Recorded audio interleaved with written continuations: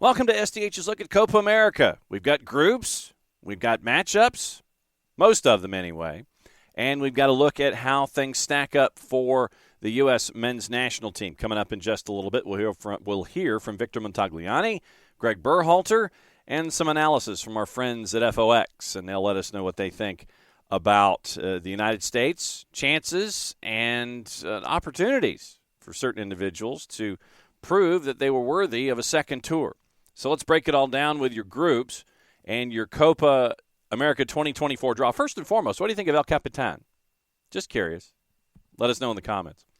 Group A is Argentina, Peru, Chile, and the winners of Canada and Trinidad and Tobago. And also it was announced that the opening match will be the Argentina versus CONCACAF matchup. So you could have, if you're an Atlanta United supporter, you could have, if Trinidad and Tobago advances, a Johnny Fortune versus Lionel Messi. Just putting that out there. Group B, Mexico, Ecuador, Venezuela, and Jamaica. Group C, this is kind of group of death-ish, really. The United States, Uruguay, Panama, and Bolivia. Group D, Brazil, Colombia, Paraguay, and the winners of Costa Rica and Honduras. You look at how things are lined up here, and once again, you're looking at the matchups March 23rd. You've got the 10 teams, the 6 CONCACAF invitees, the National League semifinalists, Mexico, Jamaica, Panama, and the 2 winners of the play-in games, Canada, Trinidad and Tobago, Costa Rica, and Honduras. Once again, those are at Jerry World on March 23rd. And we mentioned what it looks like in Group C, with Group B, Mexico joined by their 3, struggling in their last 3 tournament invitations, failed to provide a run past the quarters. Mexico that won the 23 Gold Cup, looking to turn their fortunes around after that blowout loss to Chile in their most recent Copa America appearance back in 2016. Brazil joined in Group D. They're going to look to bounce back from their recent run of form. Copa America once again, group stage June 20th to July 2nd, quarterfinals July 4, 5, and 6, semifinals July 9 and 10, third place match July 13, and the final is on July 14th. The venues have been announced. Semifinals will take place at MetLife and Bank of America. Hard Rock gets the finals. 7 of the Copa America stadia are among the 11 U.S. sites used for the 26 World Cup. Arlington, Atlanta, East Rutherford, Houston, Inglewood, California, meaning SoFi, Kansas City, Missouri, and Santa Clara. So you've got all of those particular elements that are attached to what is going on when it comes to Copa America. So with the groups decided, let's hear from some of the principles that are attached to the tournament. First off, thanks to our friends at Fox and Fox Sports, Jenny Taft caught up with the head of CONCACAF, Victor Montagliani. Here with Victor Montagliani, the president of CONCACAF. Well, first of all, thank you for stopping. And an exciting night, Copa America, the draw. What are you most looking forward to experiencing tonight? The look on the coach's faces when they get the draw. It's always it.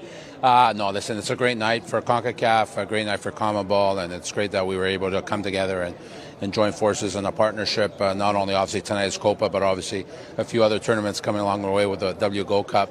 And for us, it's great. I mean, you obviously have some great teams, some great players, and tonight it's all about that and celebrating that, and we look forward to a great summer. I know you mentioned a partnership, but at the same time, how important is it that CONCACAF shows up at Copa America this summer?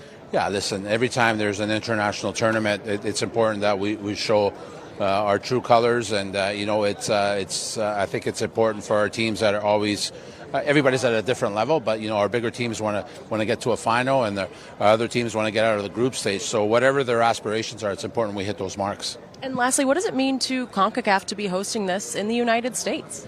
Yeah, listen, it's great. It shows how collaboration works. I mean, obviously, this is between the two confederations with the sanction of FIFA, and this is how things should be working. And when there's opportunities like this and the timing works, great. Obviously, we have our own competitions that we both have to be cognizant of, but it was an opportunity that we could come together. And it's really the road leading up to 2026, which we're really excited about. All about 2026. Thank you so much, Victor, for the time. We're excited for Copa America this summer on Fox Sports. Thank you. And since we broke down the U.S. group, it's time to catch up with the head of the men's national team on the United States side, Greg Berhalter, once again catching up with Jenny Taft, courtesy of our friends at Fox Sports. I'm here with U.S. national team head coach Greg Berhalter immediately following the Copa America draw. So, Greg, it is now real. We know who we're going up against. I want to start with Uruguay, right? Legendary coach Marcelo Bielsa. What is your reaction to going up against them? You know, we always knew that was going to be a possibility. That was obviously the hardest team in Pool 2. But, again, for me, it's an opportunity. I think they're going to be a very aggressive team. It will be a really good challenge for our group. And, you know, we play them on the final day of group phase.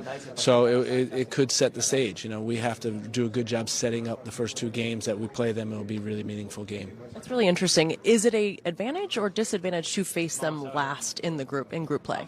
You know, it all depends. I think for us, in a way, we're controlling our own destiny by playing them last. And, you know, if you take care of business in the first two games, which will be difficult games, you set up winner takes all. And, you know it's lurking around the corner in Group D, most likely. So you want to try to finish first. Well, you did mention Group D, so I'm going to go there. The potential of maybe facing Brazil, maybe facing Colombia. Do you have a preference in terms of style of play, who you'd want to go up against? I mean, I think when you look at it, you know, Brazil is one of the favorites to win the tournament, so it's going to be a real challenge in that next round. So you'd like to play them in the semifinals. But again, we'll take whoever we have to take. And then there's a team like Panama that you do have a lot of familiarity with CONCACAF. How does that help you? We know them well, but they're a good team. I think we're probably the most improved side in all of CONCACAF in the last couple of years. Well-coached team, good athletes, very aggressive on crosses and offensive transition. So, you know, they beat us in the Gold Cup last year, so it's going to be a challenge. And the second game will really set up the group nicely. How do you handle the pressure of wanting to be successful at this tournament, knowing that there is plenty at stake for this talented group of guys? You know, that's why we do this. You know, if there's not pressure, you don't get diamonds. Right, so, you know, our group responded really well to World Cup, handling, you know, just staying day to day, staying in the present, staying focused on each training day and each game day, not getting ahead of ourselves. And it'll be the same mindset in the Copa America. What is the message to the players now? Do you reach out? Do you send a text? Has anyone reached out to you already following the draw? I haven't checked my text yet, but I'm sure I got a few. But, you know, for us, they're obviously all seeing how it's unfolding. And excitement, you know, that's what it is. The next year is going to be a phenomenal year with Nations League and then Copa America. And, you know, the guys are doing great in their clubs and, you know, MLS Cup this weekend. So there's a lot going on. So much to look forward to. We are excited to be, of course, broadcasting Copa America on Fox. Thank you, Greg. We'll see you this summer. Thank you. Now it's time for the Instant Analysis, brought to us by Rob, Stu, and Alexi, courtesy of our friends at Fox Sports and FS1. Here's what they think about the draw and what it could mean one way or the other for the man in charge of the men's national team. All right, Jenny, thank you. Berhalter just one win in 5 matches against South American opposition, and all of them came in friendlies. Earlier this year, the U.S. and Colombia played to a 0-0 scoreline under then interim head coach Anthony Hudson. This will be the biggest U.S. test prior to hosting the 2026 World Cup. So what will success look like for them on the field, Lex? Well, from a practical perspective, semifinals. I think that is fair, especially with the group that Greg Berhalter just talked about. By the way, I think we just saw the person who's going to be under the most pressure next summer, and that is Greg Berhalter. You know, he talked about this team competing. I don't want to hear about competing anymore. I want to hear about this team winning and beating teams that, at least on paper, they are better than. This is a man who has been given a second chance, a second bite at the apple, and a lot of people feel that he doesn't deserve that. This is a man who is absolutely on a short leash. And this is a man who is going to bring this team that is no longer young and naive. This is a team that now has been through a World Cup. This is a generation that has been given an incredible amount of opportunity, and therefore we have expectations. And I think this is a huge opportunity for Greg Berhalter and this team to lay down their marker relative to 2026. And I think they need to have this, and Greg Berhalter in particular needs to have this go well. You're right, Lex. It's an opportunity, but it's also a measuring stick, I think, for us now to really get a sense of how good this team is, how good the players are, and how good Greg Berhalter is. I think, you know, let's talk about how do you actually do that? And I think the biggest questions for Greg now is building out a deeper player pool to be able to arrive in that fourth game at the peak for this team and not thinking, hey, we've only got 12, 13 guys. Let's get through 3 games and let's try to win the fourth. again, and then also it's evolving the style of play for this U.S. team to be able to play in a knockout game, not to just compete against England, not to compete against Netherlands, but to win. And that means this team has to understand how to win big games between, with and without the ball, weathering parts of the game where you're defending, attacking, creating goal-scoring opportunities. I'm not convinced yet, and I think that's why I'm so excited for the summer, because we're going to find out if this team can do it in 26 or not. If they don't do it, I think that U.S. Soccer makes a change. And if you're going to make a change relative to 2026...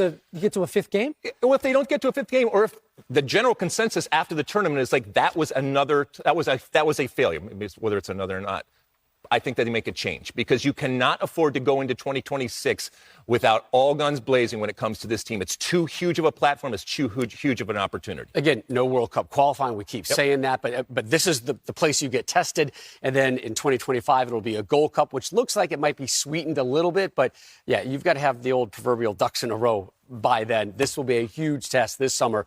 So let's take a peek at the groups and just kind of peel the curtain back a little bit when it comes to all of the draws and the reaction predictions and such. Argentina, you look at Group A, Argentina, Peru, Chile, and Canada or Trinidad and Tobago. Peru has just scored 1 goal in 6 matches in CONMEBOL. So you look at Chile and Canada, Trinidad, Peru. It looks like Argentina got a very, very friendly draw. And so once again, we'll see what happens with Peru and Chile. But we also have to keep an eye on Lionel Scaloni and whether or not Scaloni, who seems to be feeling the pressure of the role, is going to hang around for a while, or is he going to step down? We'll keep an eye on that when it comes to Group A. Group B, Mexico, Ecuador, Venezuela, and Jamaica. Ecuador, Venezuela, they're a fairly decent challenge when it comes to what you're looking at in Group B. But really, you look at Jamaica. We talked about it on Soccer Down Here. When you look at Group D and Jamaica, or it was the last pot with Jamaica. You didn't want to be paired with Jamaica because of who's in net and Andre Blake. Mexico will get the chance to kind of shake out the cobwebs a little bit going with Ecuador and Venezuela, but they're going to have to go with Jamaica as well. So once again, we'll see what happens. Looks like Ecuador and Venezuela, or maybe even Mexico and Jamaica would be the one that would decide who's in and who's out. We'll keep an eye on what it looks like. Could Mexico win the group? Sure. Jamaica wouldn't necessarily make their way through, but they could be trouble for the other 3. Group C, U.S., Uruguay, Panama, Bolivia. It's going to come down to probably Uruguay and the United States to determine the 1 and the 2. Panama, remember, they've only lost once in their last 13, and they made their way to the Gold Cup final. Bolivia probably will be the one at the bottom of the group. So it's going to be an interesting conversation. U.S., Uruguay, Panama. Probably the U.S.-Uruguay match would determine who is going to advance and who will not. Group D, Brazil, Colombia, Paraguay, Honduras, or Costa Rica. You look at this group as well, very, very troubling. Brazil has had issues recently trying to figure out what they're doing. It is not the Brazil that we are used to seeing when it comes to activity on the pitch. What's going to be going on with Brazil's coaching situation? It's supposed to be Carlo Ancelotti, but there are issues currently with Carlo Ancelotti. Right now, Real Madrid's like, nah, he ain't leaving.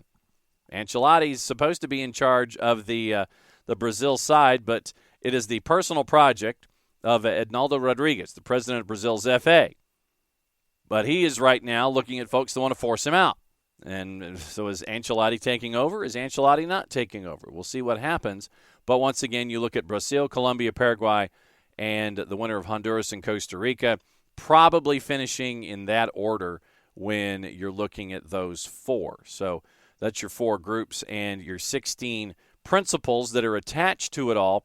And once again, a lot of folks are saying getting tickets is going to be tough.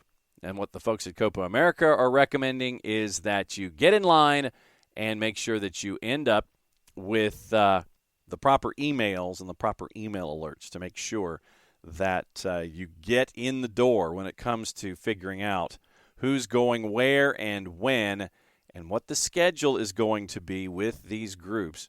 And when we get to the calendar and figure out who gets plugged in where, it will be definitely worth watching. That's the early returns when it comes to what we're looking at in the group stage. Remember, it is Atlanta, Georgia, for those of us here in the SDH footprint, it is Argentina versus the winner of Canada and Trinidad and Tobago, and then they also get the match with C1 and C3, meaning the United States, and their opponent on the 27th of the month as well. So it's going to be a fun time with all of the venues going on, whether it is Children's Mercy Park, whether it's GHOM, Mercedes-Benz, finishing up at 65,000-seat Hard Rock Stadium by the time it is all done. Third place and the final coming up in short order at the end of the competition. That's your early rundown of Copa America 2024. The conversation starts from here. Play it safe, everybody. Enjoy the games.